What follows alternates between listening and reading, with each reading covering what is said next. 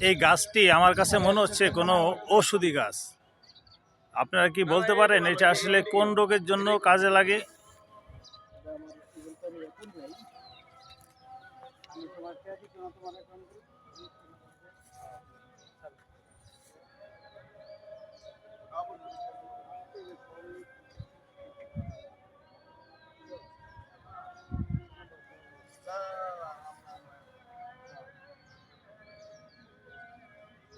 এই যে গাছের হলুদ হলুদ ফুল, এটা কি কাজে লাগে বলতে পারেন আপনারা?